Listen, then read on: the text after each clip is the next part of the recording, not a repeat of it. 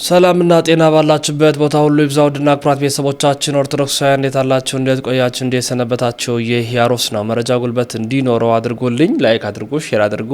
መረጃውን በቀጥታ ወደ ማጋራቱ ነው የማመራው። ከንቲባዋ አስደነቀችን፣ አስደመመችንም። የወላይታ ሶዶ ከንቲባ ናት።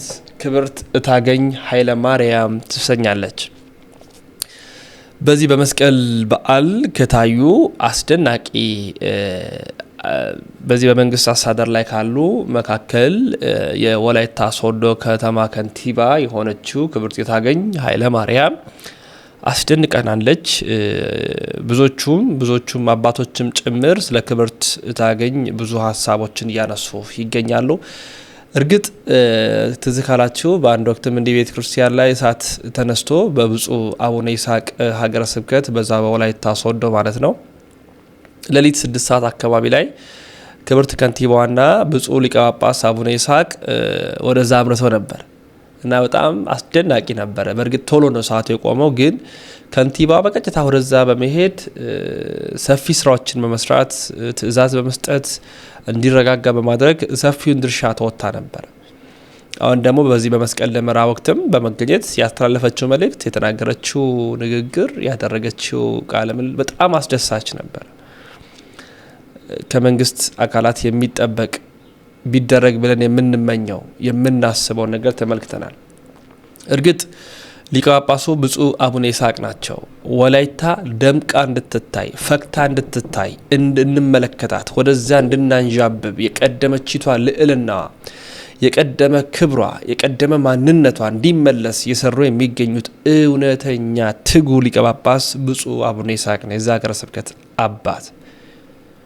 ስለዚህ ሊቀ ጳጳሱን ወደው ፈቅደው የብፁዕ አባታችንን ጥያቄያቸው አድርገው ሀሳቦቻቸውን ተቀብለው በእንግድነት ተገኝተው ሀሳብ በመስጠት ጥሩ አመራር በመምራት ወላይታ አብባ እንድትታይ ያደረጉ የሚገኙ ናቸው ክብርት ከንቲባ።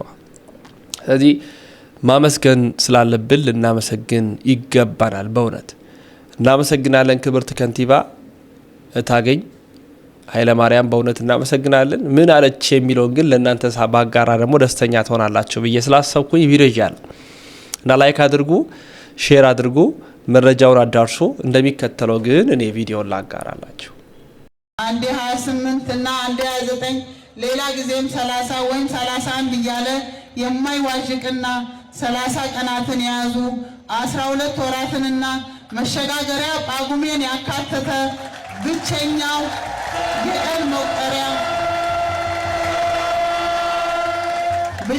የቀን መቁጠሪያ ካላንደራችንና እነዚህን ዘርዝረን የማንጨርሳቸውን እጅግ በርካታ ቅርሶችን አበርክታልናለች።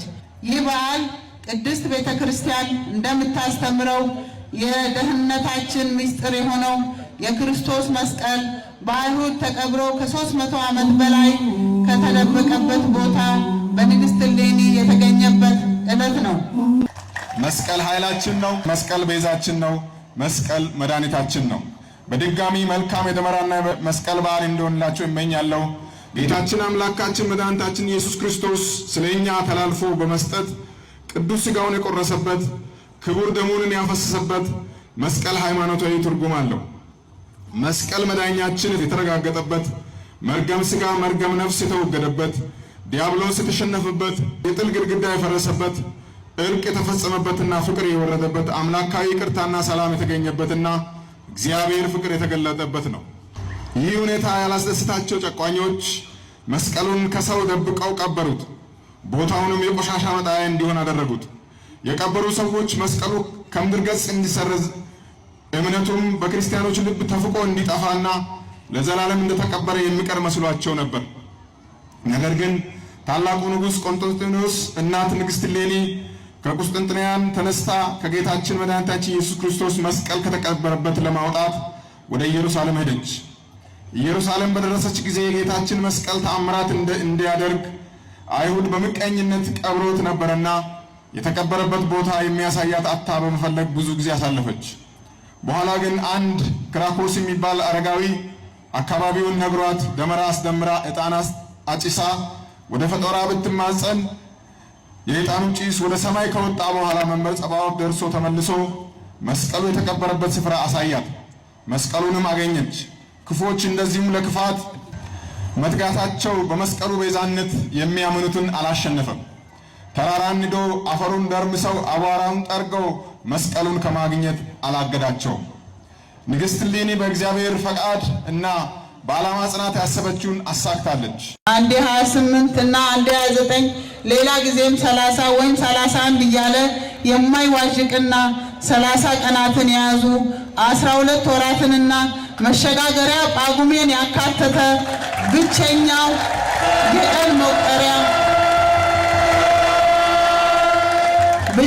የቀን መቁጠሪያ ካላንደራችንና እነዚህን ዘርዝረን የማንጨርሳቸውን እጅግ በርካታ ቅርሶችን አበርክታልናለች። ይህ በዓል ቅድስት ቤተ ክርስቲያን እንደምታስተምረው የደህንነታችን ምስጢር የሆነው የክርስቶስ መስቀል በአይሁድ ተቀብሮ ከ300 ዓመት በላይ ከተደበቀበት ቦታ በንግሥት እሌኒ የተገኘበት ዕለት ነው። መስቀል ኃይላችን ነው። መስቀል ቤዛችን ነው። መስቀል መድኃኒታችን ነው። በድጋሚ መልካም የደመራና መስቀል በዓል እንዲሆንላችሁ እመኛለሁ። ጌታችን አምላካችን መድኃኒታችን ኢየሱስ ክርስቶስ ስለኛ ተላልፎ በመስጠት ቅዱስ ሥጋውን የቆረሰበት ክቡር ደሙን ያፈሰሰበት መስቀል ሃይማኖታዊ ትርጉም አለው። መስቀል መዳኛችን የተረጋገጠበት፣ መርገም ሥጋ መርገም ነፍስ የተወገደበት፣ ዲያብሎስ የተሸነፈበት፣ የጥል ግድግዳ የፈረሰበት፣ እርቅ የተፈጸመበትና ፍቅር የወረደበት፣ አምላካዊ ይቅርታና ሰላም የተገኘበትና እግዚአብሔር ፍቅር የተገለጠበት ነው። ይህ ሁኔታ ያላስደስታቸው ጨቋኞች መስቀሉን ከሰው ደብቀው ቀበሩት። ቦታውንም የቆሻሻ መጣያ እንዲሆን አደረጉት። የቀበሩ ሰዎች መስቀሉ ከምድር ገጽ እንዲሰረዝ እምነቱም በክርስቲያኖች ልብ ተፍቆ እንዲጠፋና ለዘላለም እንደተቀበረ የሚቀር መስሏቸው ነበር። ነገር ግን ታላቁ ንጉሥ ቆስጠንጢኖስ እናት ንግሥት እሌኒ ከቁስጥንጥንያን ተነስታ ከጌታችን መድኃኒታችን ኢየሱስ ክርስቶስ መስቀል ከተቀበረበት ለማውጣት ወደ ኢየሩሳሌም ሄደች። ኢየሩሳሌም በደረሰች ጊዜ የጌታችን መስቀል ተአምራት እንዲያደርግ አይሁድ በምቀኝነት ቀብሮት ነበርና የተቀበረበት ቦታ የሚያሳያት አታ በመፈለግ ብዙ ጊዜ አሳለፈች። በኋላ ግን አንድ ክራኮስ የሚባል አረጋዊ አካባቢውን ነግሯት ደመራ አስደምራ ዕጣን አጭሳ ወደ ፈጦራ ብትማጸን የዕጣኑ ጭስ ወደ ሰማይ ከወጣ በኋላ መንበረ ጸባዖት ደርሶ ተመልሶ መስቀሉ የተቀበረበት ስፍራ አሳያት። መስቀሉንም አገኘች። ክፎች እንደዚሁም ለክፋት መትጋታቸው በመስቀሉ ቤዛነት የሚያምኑትን አላሸነፈም። ተራራን ንዶ አፈሩን ደርምሰው አቧራውን ጠርገው መስቀሉን ከማግኘት አላገዳቸውም። ንግሥት እሌኒ በእግዚአብሔር ፈቃድ እና በዓላማ ጽናት ያሰበችውን አሳክታለች። የ2018 የደመራ በዓል በወላይታ ከተማ እየተካሄደበት ባለበት በዛ ሰዓት በብፁዕነታቸው መልካም ፈቃድ የዕለቱ የክብር እንግዳ የሆኑት የሶዶ ከተማ ከንቲባ ወይዘሮ ታገኝ ኃይለማርያም የእንኳን አደረሳችሁ መልእክት በማስተላለፍ በበዓሉ በመታደማቸው የተሰማቸውን ደስታ ገልጸው የኢትዮጵያ ኦርቶዶክስ ተዋሕዶ ቤተክርስቲያን ለሀገራችን በዩኔስኮ በማይዳሰስ ቅርስነት የተመዘገበውን የመስቀል ደመራ በዓል ብቻ ሳይሆን ፊደል፣ የግዕዝ ቁጥር፣ እንቁጣጣሽ፣ ገና፣ ስቅለት፣ ትንሣኤውንና ሌሎችንም በርካታ ዓለም አይኑን ወደ ኢትዮጵያ እንዲያዞር ያደረጉ ቅርሶችን ያበረከተች የሀገር ባለውለታ ናት ሲሉ መስክረዋል። በተጨማሪም ንግግር ያደረጉ የወላይታ ዞን አስተዳደር ረዳት ፕሮፌሰር ሳሙኤል ተሰማ በበዓሉ በመገኘታቸው የተሰማቸውን ደስታ ገልጸው የኢትዮጵያ ኦርቶዶክስ ተዋሕዶ ቤተክርስቲያን ለሀገራችን ብሎም ለዞናችን በርካታ ዘመን ተሻጋሪ ቅርሶችን ያበረከተች የሀገር መከታ መሆኗን ገልጸዋል። በመጨረሻም ብፁዕ አቡነ ይስሐቅ የወላይታ ሀገረ ስብከት ሊቀ ጳጳስና የቅዱስ ሲኖዶስ አባል የእንኳን አደረሳችሁ መልእክት ካስተላለፉ በኋላ ከጌታችን ከኢየሱስ ክርስቶስ መስቀል በቀር ሌላ ትምክህት ከእኔ ይራቅ የሚል የመጽሐፍ ቅዱስ ኃይለ ቃል መነሻ በማድረግ እጅግ ድንቅ የሆነ ትምህርትን አስተምረዋል። በብፁዕነታቸው ጸሎትና ቡራኬ ከመንግስት ባለስልጣናት ጋር በጋራ ደመራውን በመለኮስ የበዓሉ ፍጻሜ የሆነ ሲሆን ክብርት ከንቲባ ያደረጉት ንግግር ግን በብዙዎች ልብ አንደበት ውስጥ የቀረ ሆኗል። ምክንያቱ ደግሞ በወላይታ ከተማ ውስጥ እንደሚታወቀው በብዛት የፕሮቴስታንት ሃይማኖት ተከታዮች የሚገኙ ሲሆኑ ከዚህ ከተማ እንዲህ አይነት ያለ ምስክርነት የሚጠበቅ ባለመሆኑ ነው። ክብር ይሁን። ብርሃነ መስቀሉን በመልካም ሁኔታ በየቦታው አልፏል። በጣም ግን ማረከኝ የወላይታ ሶዶ ከንቲባ ያደረጉት ንግግር ሁላችሁም ፈልጋችሁ አድምጡት። የኢትዮጵያ ኦርቶዶክስ ተዋሕዶ ቤተክርስቲያንን የገለጹበት መንገድ በቤተ ክህነቱ ቀለብ ተሰፍሮ ማዕረግ ተሰጥቶ ካባ ተደርቦ እያሸበሸቡ እያረገዱ በሹመት የተቀመጥነው ያልተናገርነውን የቤተ ክርስቲያኒቱን ክብር ልዕልና በሀገረ መንግስት ምስረታ ውስጥ ያላትን አስተዋጽኦ በማህበራዊ ትስስር ውስጥ ያላትን ቁልፍ ሚና ዘውጓን ዋናዋን በቃ ፓተርን መሆኗን ቅጣምባር መሆኗን ይህን ህብረተሰብ እስርስር አድርጋ አያይዛ ሸርባ እንዴት አድርጋ በክብር እንዳስቀመጠችው በምን መልክ እንደምገልጸው አላውቅም። ሴትዮዋ ተከበሩት የወላይታ ከንቲባ ከዚህ በላይ ወላይታ ሶዶ ከተማ ከንቲባ ከዚህ በላይ ስለገለጹት እኔ ልናገረው አልችልም። እግዚአብሔር ይባርኮት። ክብርት የወላይታ ሶዶ ከንቲባ ንግግሮ ያማረ ነው፣ ውበት ያለው ነው። ሰው ለ2000 ዘመን የክርስትናን እውነት ከማህበረሰብ እሴት ጋር ጠብቃ የኖረችን ትልቋን የመንፈሳዊና የባህል የቅርስና የእውቀት መዝገብ ማህደር ሙዚየም ብቻ ሳትሆን ላይብረሪ ብቻ ሳትሆን ህያውና ተንቀሳቃሽ የሆነ በድርጊት ፈጻሚ የሆነች ቤተክርስቲያንን በዚህ መልክ ሲገለጽ ከማየት በላይ እንዳንድ ኦርቶዶክሳዊ አገልጋይ አማኝ ካህን የሚያስደስት ነገር የለ። እውነቴን ነው። ደግመን ብናወራው እንደው አድሎ አይመስልም። ዛሬ በፕሮቴስታንቱም ቤት ሆነ በሌላው ቤት ያለው መጽሐፍ ቅዱስን ያለ ፍርሃት በአደባባይ ይዞ ለመሄድ የቻሉት ኦርቶዶክሳዊ ተዋሕዶ ቤተክርስቲያን ለ2000 ዓመት ለ100 ዓመት አይደለም፣ ለ200 ዓመት አይደለም፣ ለ300 ዓመት አይደለም፣ ለ2000 ዓመት እነ ሶሪያ ጠፍተዋል፣ እነ ሊቢያ ጠፍተዋል። ከነ ካርቴጅን የመሳሰለ ትልቅ ቦታ እነ ሊቢያ እነ ቅዱስ ኤፍሬም ሀገር በቱርክ ያሉት ትልልቆቹ አብያተ ክርስቲያናት እነ ኤፌሶን እነ ፊላደልፊያ ምን ብለን እንንገራቸው እነ ሎዶቂያ እነዚህ ሁሉ ጠፍተዋል። የኢትዮጵያ ቤተ ክርስቲያን ግን የክርስትናን እውነት በታሪክም በህይወትም በእውቀትም በማህበራዊ ትስስርም ይዛ እዚህ አድርሳለች። ስለዚህ ከንቲባዋን ንግግር ምንም ትንሽ ሰው ቢሆንም ሳላመሰግን ብቀር ንፉግነት ስለሚሆን የኔ እናት እግዚአብሔር ይባርኮት አብዝቶ ከፍ ላለ ማዕረግና እንዲሁ ኢትዮጵያዊነትን ለሚያጎላ የሥራ መስክ እግዚአብሔር ያድርሶ ያብቃው እላለሁ። መልካም ጊዜ የመስቀል ብያለሁ። እኔም ጥሩ ጊዜ ነው እኔ አርባ ምንጭ መጥቼ ያሳለፍኩትና ክብር ይሁን።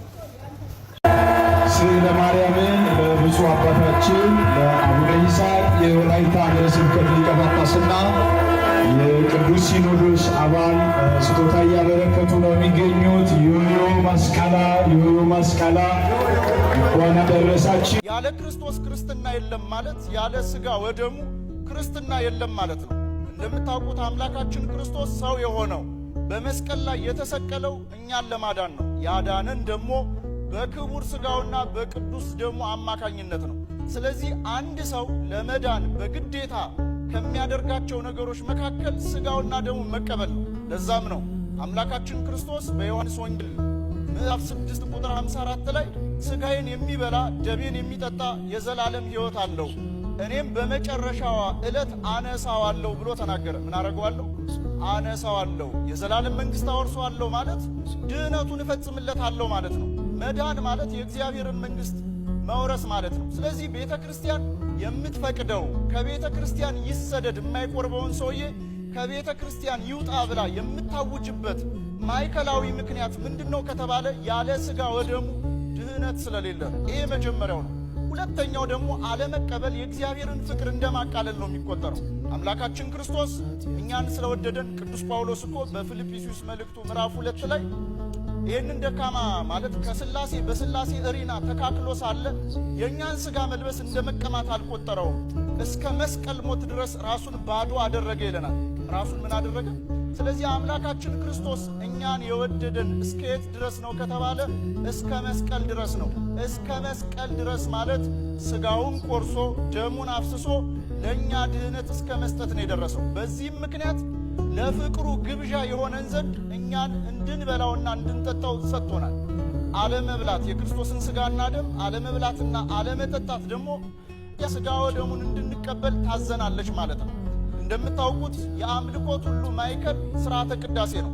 ማህሌቱ ቢቆም ማህሌት ቢቆም ሰዓታት ቢቆም ኪዳኑ ቢደረስ መስተዋቱ ቢደረሱ እነዚህ በጠቅላላ መካተቻና መደምደሚያ የሚኖራቸው በቅዳሴ ውስጥ ነው። ቅዳሴውን ደግሞ የአምልኮት ሁሉ ማዕከል ያደረገው ምንድነው ከተባለ በሥርዓተ ቅዳሴ ውስጥ የሚፈተተው የአምላካችን የክርስቶስ ሥጋና ደም ነው። ባይገርማችሁ በሥጋው ደሙ አማካኝነት ኦርቶዶክስ እንኳን የሚለው መጠሪያ ስማችን ሙሉ የሆነውን ትርጉሙን የሚያገኘው በሥርዓተ ቅዳሴ በምስጢረ ቁርባኑ በኩል ነው። ኦርቶዶክስ ማለት እውነተኛ የሆነ ኅብረት ማለት ነው። ኅብረታዊ የሆነ ህልውናም ጭምር ማለት ነው። ይሄ ኅብረታችን ህልውና ያለው ኅብረት ነው። ህልውና ያለው ኅብረት ማለት ደግሞ ሕይወት ያለው ኅብረት ማለት ነው። ይሄ ኅብረታችን ሕይወት እንዲኖር ያደረገው ምንድነው ከተባለ በምስጢረ ቁርባኑ በኩል ወይም በቅዳሴው በኩል የሚፈተተው የአምላካችን የክርስቶስ ሥጋና ደም ነው። እኛ ከክርስቶስ ጋር ኅብረት የምንመሰርትበት ክርስቶስ በምሳሌ ሳይሆን በአካል የሚገለጥበት በምን የሚገለጥበት አልኳችሁ? በአካል የሚገለጥበት። በብሉይ ኪዳኗ ቤተ ክርስቲያን እግዚአብሔር አምላክ በፍቅርና በረድኤት ነበር የሚገለጥላቸው። በአዲስ ኪዳኗ ቤተ ክርስቲያን ግን አምላካችን የሚገለጠው በፍቅርና በረድኤት ብቻ አይደለም፣ በአካል ጭምር ነው የሚገለጠው። ለዛም ነው እውነተኛ ኅብረት ለሚለው ራሱ ቃል ትርጉም የምናስቀምጠው ክርስቶስ በአካል በሚገኝበት በምስጢረ ቁርባኑ ዙሪያ ከበው የሚሰበሰቡ የምእመናን ኅብረት ማለት ነው። ይሄ ደግሞ እውነተኛ በመሆኑ አማካኝነት ለሚቀበሉት ሰዎች ለምእመናን ሕይወትን የሚሰጥ ነው፣ ሰላምን የሚሰጥ ነው። ስዕለ ማርያምን ለብፁዕ አባታችን ለአቡነ ይስሐቅ የወላይታ ሀገረ ስብከት ሊቀ ጳጳስና የቅዱስ ሲኖዶስ አባል ስጦታ እያበረከቱ ነው የሚገኙት። ዮዮ መስቀላ ዮዮ መስቀላ እንኳን አደረሳችሁ ጋር አንድ ላይ ይዘው አደራ አበባ ይዘው ዮዮ መስቀላ ዮዮ መስቀላ እንኳን አደረሳችሁ እያሉ እየገቡ ነው የሚገኙት። ስዕለ ማርያምን ለብፁዕ አባታችን ለአቡነ ይስሐቅ የወላይታ ሀገረ ስብከት ሊቀ ጳጳስና የቅዱስ ሲኖዶስ አባል ስጦታ እያበረከቱ ነው የሚገኙት። ዮዮ መስቀላ ዮዮ መስቀላ እንኳን አደረሳችሁ። ዮዮ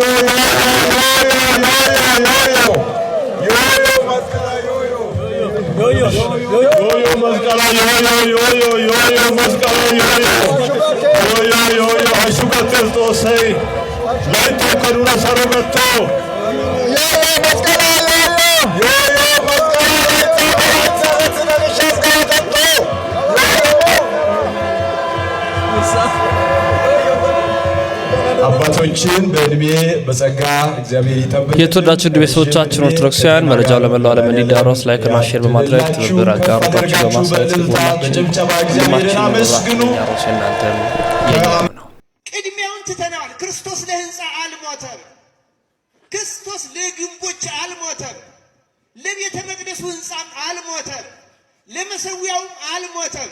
ሌላው ቀርቶ ለነዋያተ ቅድሳቱም አልሞተም። ለከበሮውም አልሞተም። ለታቦቱም አልሞተም። እዩ ለልብሰ ተክህኖ ክርስቶስ የሞተው ለሰው ነው። ቅድሚያ ለነፍስ ቅድሚያ ኃጥአንን ስለመሰብሰብ የተናወኩትን ስለማረጋጋት ስለ ነፍሳቸው ድነት ስለ ሁላችን ድነት ቅድሚያ ፕሮቶኮል አይደለም፣ ንብረት አይደለም፣ ሕንፃ አይደለም። ተገላበጠ። አገላበጣችሁት አለ ክርስቶስ። ተገላብጧል። ብዙ ነገር በእኛ ቤተ ክርስቲያን ተገላብጧል። ቅድሚያ መውሰድ የሌለባቸው ቅድሚያ ወስደዋል። ቅድሚያ ሊሰጣቸው የሚገቡ ተንቀዋል፣ ተትተዋል፣ ተረስተዋል። ይሄ የአገልጋዮች ብቻ አይደለም የምእመናንም ጭምር ነው። በእውነት ለውጫዊ ነገር እናደላለን፣ ለታይታ ነገር እናደላለን። ክርስቲያን ክርስቲያኖች እንታረቅ፣ እንመርምረው። እግዚአብሔር ፈሪሳዊነትን በጣም ነው የሚጠላው። ግብዝነትን ይጸየፋል።